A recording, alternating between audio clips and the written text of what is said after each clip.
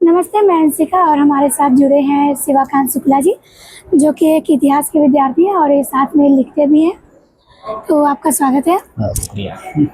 और हमारा आपसे क्वेश्चन है कि जिस तरह से पता चलता है आजकल की हिस्ट्री को तोड़ मरोड़ कर लिखा जाता है, तो स्टूडेंट कहाँ से कैसे पढ़े कि उनको जो जानकारी हो वो एकदम ऑथेंटिक हो। हाँ, आपका सवाल सही है कि मतलब ये ऐसे दौर में जिस दौर में इतिहास को लेकर फेक न्यूज़ बहुत है और सरकारें किस तरीके से इतिहास मतलब कैसे क्या कर रही हैं इतिहास को लेकर, इतिहास खासकर इतिहास लेखन को, इस दौर में हर एक इतिहास विद्यार्थियों इतिहास के अध्येताओं के लिए बहुत मतलब कि समस्या का विषय है कि वो उस सोर्स उस स्रोत की ओर कैसे बढ़ें जो ऑथेंटिक है।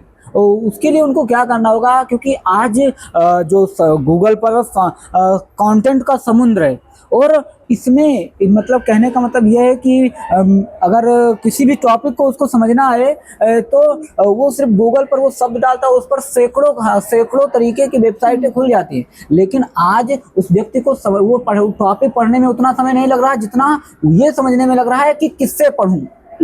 तो इस दौर में उसको मेरे हिसाब से तो ऑथेंटिक किताब की तरफ जाना चाहिए। इसके लिए उसे एक अच्छे प्रोफेसर, उस विषय पर जिस विषय पर वो जानना चाहे, अच्छे प्रोफेसर से संपर्क करना चाहिए और उस पर लिखी गई ऑथेंटिक किताबों पर, क्योंकि गूगल पर लिखा गया कोई अगर डॉक्यूमेंट ISBN नंबर के साथ नहीं है तो वो एकदम प्रमाणिक नहीं है।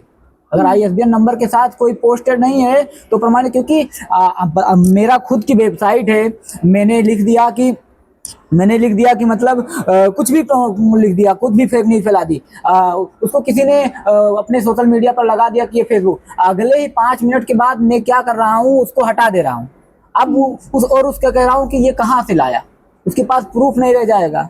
तो समझना ये है कि मतलब कि जिस जहाँ से आप ले रहे हैं, जो उसका मतलब ऑनर है, जिस उसका मतलब चला रहा है उस वेबसाइट को, अगले 5 मिनट में हटा दे रहा है। जैसे विकिपीडिया, हर व्यक्ति उसको एडिट कर सकता है। तो आपको ये समझना होगा कि मतलब कि किस तरीके से ऑथेंटिक हमको खुद सेलेक्ट करना होगा।